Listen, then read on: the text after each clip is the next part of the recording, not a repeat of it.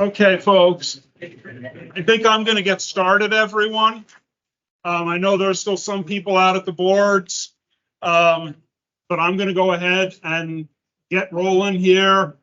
I'm going to try my best to project. I don't know how well that's going to work. I'm normally a little bit of a loudspeaker, so I thought it would work pretty well, but we've got quite the crowd here this evening. So a couple of people in the back are still just getting settled. We'd like to welcome everyone here. This is the public meeting, the first public meeting for the I-90 Exit 48 Interchange Modification Study, which is being conducted by the South Dakota Department of Transportation for Exit 48, which is the stage stop road interchange on I-90 here in the western part of the state. My name is Paul Brown. I'm with Felsberg, Holt & Olivig. We're the consulting firm that's been contracted to do this project with SDDOT staff. And Steve Graham, who is the SDDOT project manager, is in the room as well. There are other FHU people and other SDDOT people in the room this evening as well. Hopefully everyone had a chance to sign in and pick up a handout. If you wanted a handout, they're at the front desk where you first came in. We appreciate folks that sign in because it allows us to track how many folks we get, and it allows us to send you information as the project moves forward.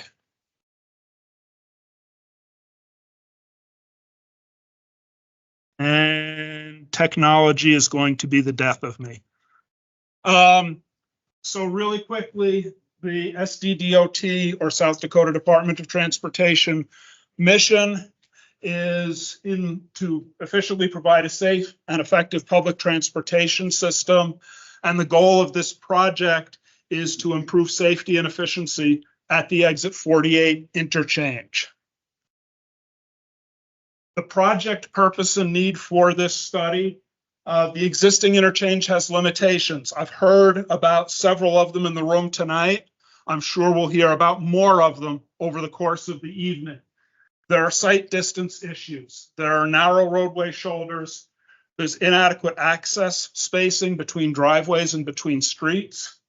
And there's a need to improve, or the need to allow for future I-90 expansion well into the future. Studies have also identified concerns at Exit 48 in the past, as far back as the year 2000.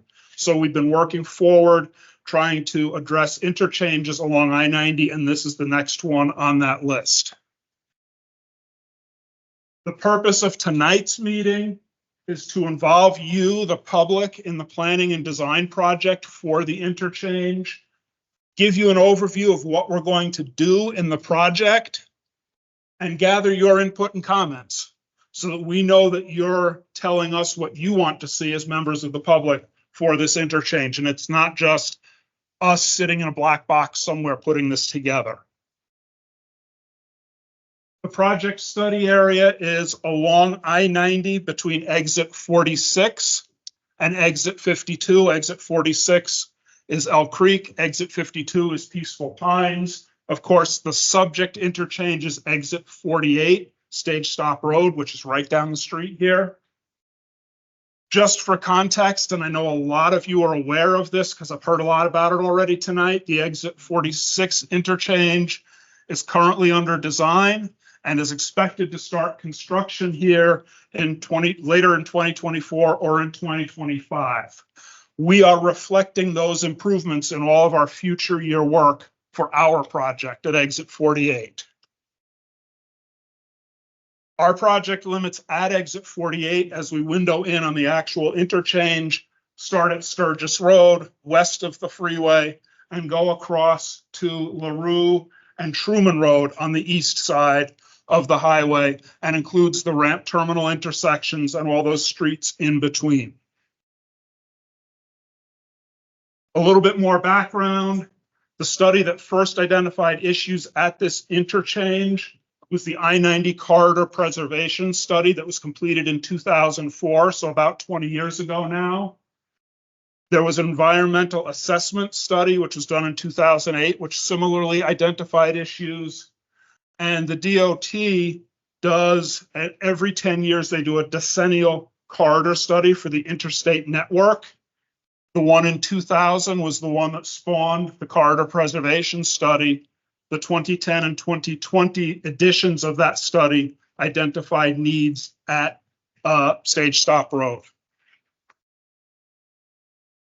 A little bit about traffic on Stage Stop Road. In 2023, when we collected our traffic data, the average daily traffic on Stage Stop Road was about 4,500 vehicles per day. In 2055, that number goes up to about 6,300 vehicles per day, and trucks represent between 2 and 3% of the traffic on Stage Stop Road. The interstate picture is a little bit different. It's an interstate, it's not a local street. In 2023, there were 21,000 vehicles per day on the interstate. That's projected to grow to 34,500 vehicles by 2055. And trucks represent a much larger percent of the traffic stream. They're about 8% of the traffic on the interstate. You'll see some boards out there, and I'll talk a little bit about traffic analysis. I want to touch on methodology. I've already gotten a few questions from you this evening at that board over there about how we do this. Traffic analysis is used to describe your experience as you drive on the roadway. It's based on the user experience. We have a bunch of different measures we can use, including delay, queuing, which is the backup of cars, density, how many cars there are in a given area. For this study, we're using a measure called level of service. Level of service is a measure of delay and density, and it is expressed from level of service A, which is great. Think of when you were in school, you got an A on a paper. You loved getting an A on a paper in school. To level of service F, which is not good. And if you remember back to school, if you got an F on a paper, you didn't like it, or maybe your mom or dad didn't like it if you got an F on a paper back in school. So it's the same type of scale where A is best, F is worst. So we've done traffic analysis for exit 46, exit 48, and exit 52. In the interchanges in 2023, we have acceptable operations. That means level of service C or better. At exit 46, we have acceptable operations at exit 48. We have one location at exit 52 where we're beginning to see some issues just with the existing traffic volumes that are out there today. We have acceptable operations on I-90. By the time you get out to 2055, exit 46 continues to be acceptable, but remember that reflects the reconstruction they're just finishing design on now and will be building over the next few years. Exit 48, there's a couple of locations where we get level of service E, which is approaching that total failure, the F level. And at exit 52, we have a couple of locations where we do see some level of service F operations. On I-90, we're still mostly acceptable, level of service C or better. We have one location, and it's at exit 48 where we have a D, and the DOT really tries to keep C or better on the freeway. So that will be reviewed as part of this exit 48 project. Crash history. We pulled historic crash data for the last 5 years. There's a statewide database that's maintained by SDDOT with input from the state troopers. 371 crashes were recorded. There were 2 fatal crashes, both of which were on the interstate, on I-90 itself, not on the cross streets. Most of the crashes occurred on I-90. When you figure you only have 4,000 or 5,000 vehicles on Stage Stop Road and you have 20,000 vehicles or more on the freeway, a lot of those crashes are going to happen on the freeway. And animal crashes were very common on the freeway. So people hitting deer or other animals on the highway. At the interchanges, for the 3 interchanges we studied, Stage Stop Road, exit 48, had the fewest crashes. Peaceful Pines, exit 52, had the most crashes. It's got the most traffic. And broadside and rear end crashes were most common on the cross streets. And those are crashes typically involved at intersections where people miss a turn or don't see a car at an intersection or something like that. So we have a number of concerns in the area in addition to traffic and safety. Obviously, future growth, the at-grade rail crossing with the railroad, which is just on the east side of the highway there, the future widening of I-90, proximity of side streets and driveways, which I've already mentioned, the skewed interchange and intersections. If you look at the intersections out there, the intersections don't all meet up straight at right angles or perpendicular, as we say in the engineering world. There's a lot of skewed intersections out there. It's better when they meet at 90-degree angles perpendicular because it's safer.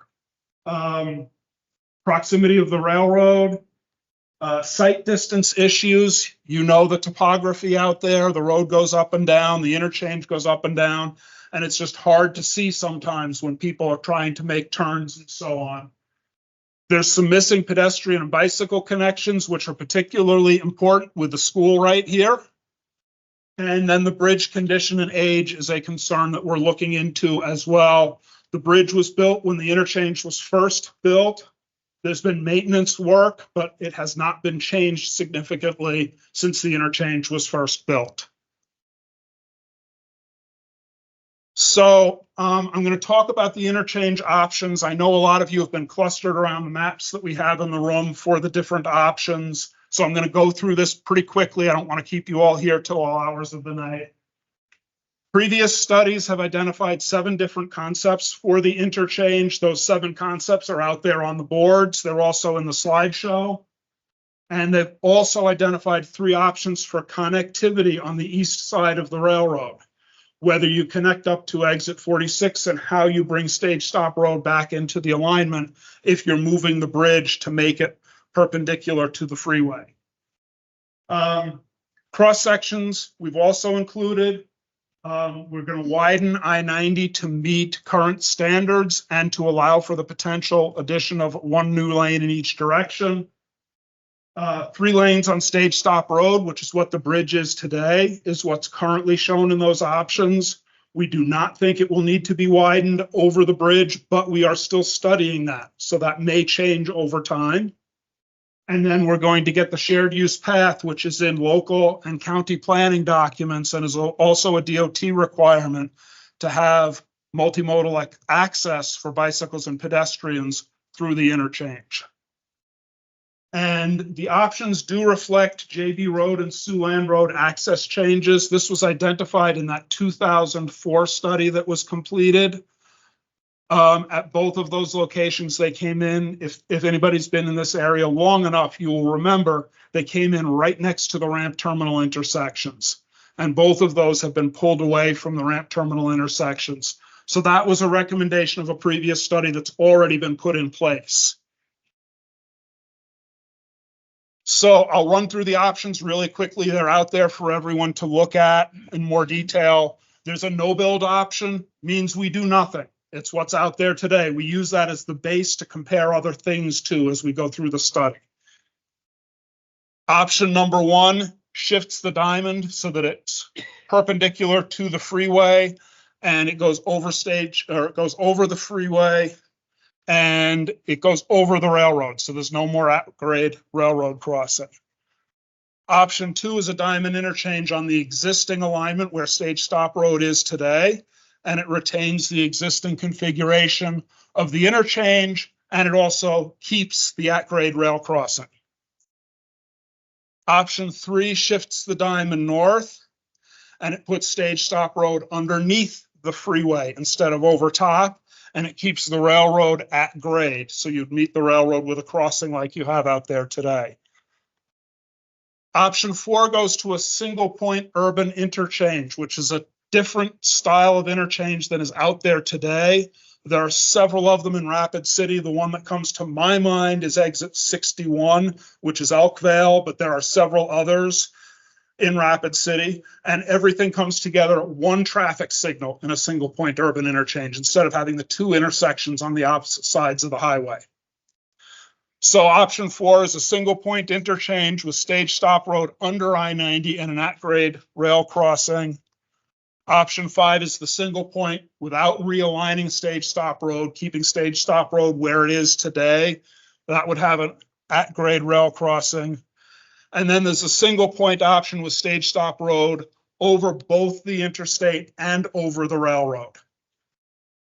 And concept option number 7, I said these are options from old studies, right?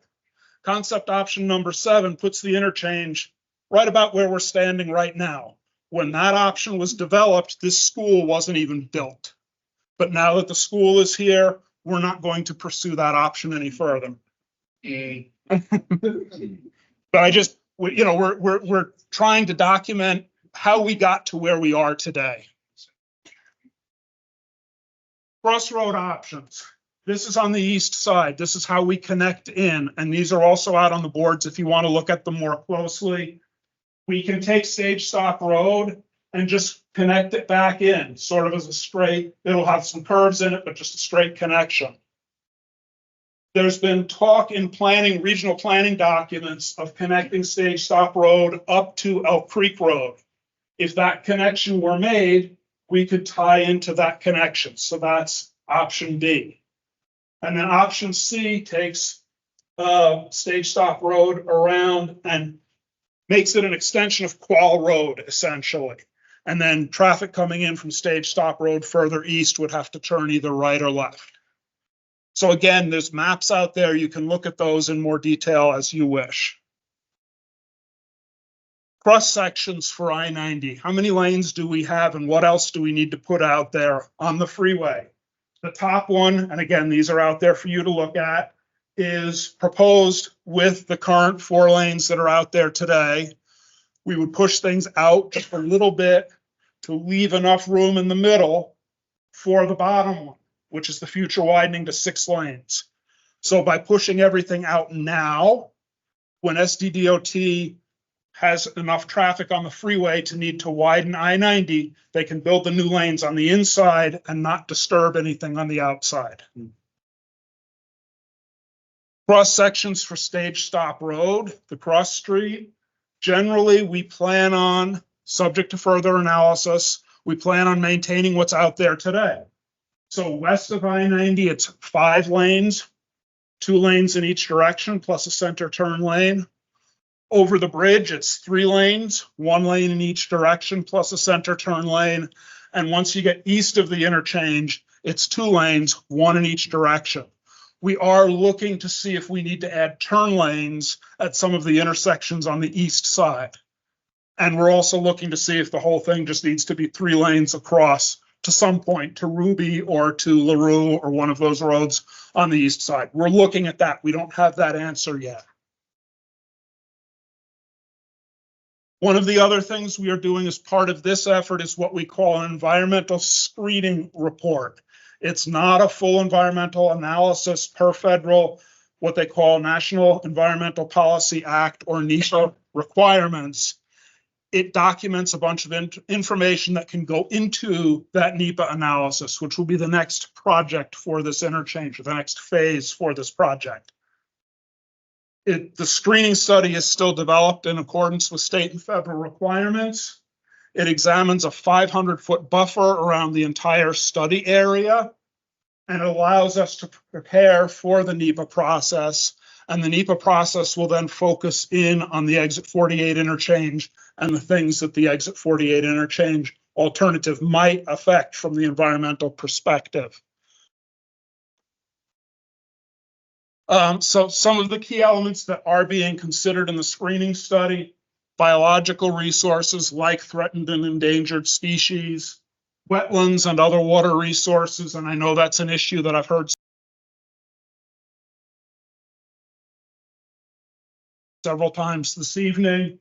Hazardous materials, things like leaking storage tanks and so on, noise, air quality, cultural and historic resources, community and social resources, and visual and aesthetic resources. Some of the view sheds that you have out there today. This is a beautiful part of South Dakota. Our evaluation criteria. This is tonight where we really want to hear from you, is about these evaluation criteria. When you came in, you should have been given 2 stickers. You can take those 2 stickers and tell us which of these 5 evaluation criteria that are draft right now you want to see us focus on as we go through the process. Physical criteria, things like roadway right-of-way, access management, utilities, structures, the railroad, how this thing gets built, which we call constructability. Traffic, I-90 and Stage Stop Road traffic operations, queuing or backups from the railroad crossing, safety, number of crashes and so on the freeway and on Stage Stop Road, and also the railroad crossing safety. We have also pulled safety data for the railroad crossing. We have that. Multimodal, bicycle access, pedestrian access, access for those with limited mobility. Environmental, historical, noise, hazardous materials, all those things that I listed on the previous slide.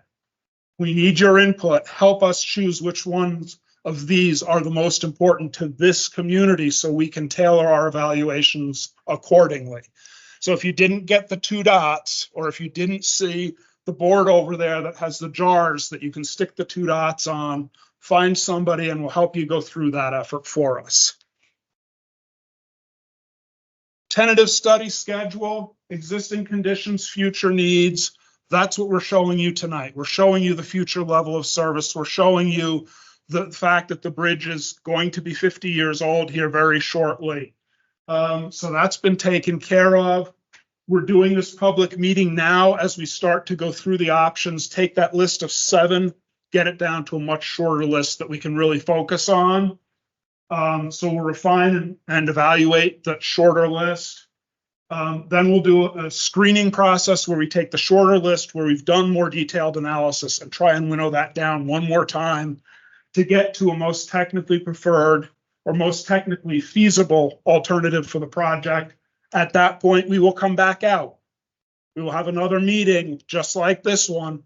We'll share the results of all the work that we've done between now and that meeting with you and give you another opportunity for you to provide input to the project for us and help us refine what we have come up with as the possible most technically feasible alternative. One thing on that last slide I should have mentioned, there is a study process that goes after this, where we go into the what we call the NEPA study that I mentioned earlier. Then we have to go through a design process. Right now, the way things are looking, we are shooting for construction at this exit 48 interchange in about year 2030. So about 6 years from now would be construction at this location. I should have mentioned that on the schedule slide. Questions or comments? There's half a dozen or more project team representatives in the room. There's representatives from some of the other agencies in the area in the room. Feel free to find us, talk to us, ask us questions, learn what you can from us this evening. Please leave us comments if you have comments. In that packet that you got at the door, there's a place where you can write down comments if you want to write stuff out. You can mark up on the maps that we have out there. Put your dots on the jars, or if you're an online person and you like to do things on the computer, we have the project website. My email address and Steve Graham's email address are both in the handout that you have, so you can email either one or both of us. And there's a QR code if you're one of those people that likes to scan the QR codes, that black boxy thing, which I still don't quite get right myself sometimes. So that's all I have for a presentation. We certainly invite you to stick around, spend some time, talk to us, look at the materials, ask us questions, and get the most out of the project team that you can tonight to help us move this project forward. Question. We never had a meeting.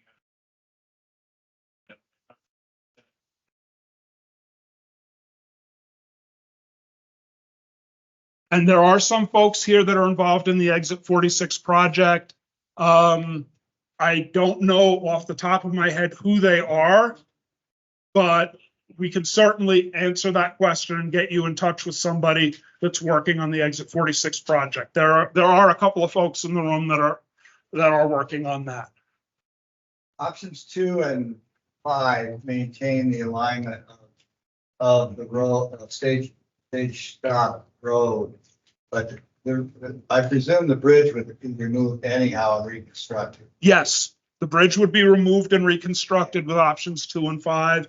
It would be on generally the same alignment. It may have to shift just a little bit for construction or whatever, but it would basically stay where it is now. Yeah, but all of these options, that bridge, either replacing it or putting it on the same line. Yes, yes, all the options include removing and replacing the bridge. My main concern is a couple of these show that it's taking out the original bridge and building a new one right there. What's gonna happen to all these businesses on this side when you Right. do that? And- You're gonna have to go to 46, or you're gonna have to go down there to get to the grocery store. People on the east side, if they wanna go over here and get some groceries, they gotta go to 46, or they gotta go up to Stage Stop to come over here. Right. And it's gonna kill a lot of businesses on this side, including mine. Right. So 2 things about that. Number 1, if an alignment is chosen that goes north, one of those options that curves north, the existing bridge would be left in place as long as practical until the new bridge could be opened, so that wouldn't be an issue. If the existing bridge does have to be replaced, there are construction methods available that will allow you to do bridges in halves. So you could keep some traffic on the existing bridge, take down part of the existing bridge, build the new one. And that's what I referred to earlier. You may have to shift the bridge a little bit north or a little bit south during to allow construction to My work. main concern is Right, all these businesses on this side of the interstate. sure. Just can't tear a bridge out and shut it down. Right. And the goal for the project would be not to shut that bridge down, and constructability or the ability to manage that is one of the evaluation criteria. It's in the physical category.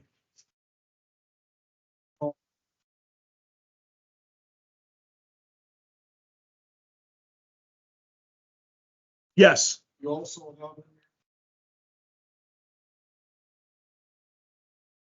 yes. I think you can do that because you're gonna go right through the middle of a sewer plant. So we are aware of the sewer plant that's out there. I think the sewer plant is well within that 500 feet. The plan would be for the roadway to be just east of the sewer plant.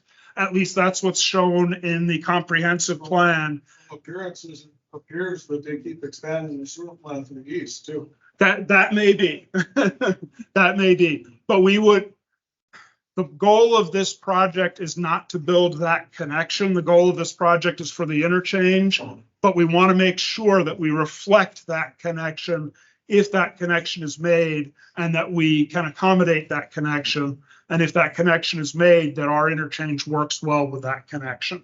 And that connection has been identified at the local level. I don't remember whether it was in the Summerset plan or the Meade plan, the Meade County plan. But that's been identified as a local project, not a state DOT project. And that roadway connection would not be a state DOT roadway. How are you dealing with Meade County stuff? Everything you're talking about is within city limits. It is. It is. We still have to include the county in the process because they are the county that surrounds the city. Why don't you include the other city that's in the city? Except what you're doing. We can certainly do that. That'd be nice. We appreciate that. Understood. We will do that.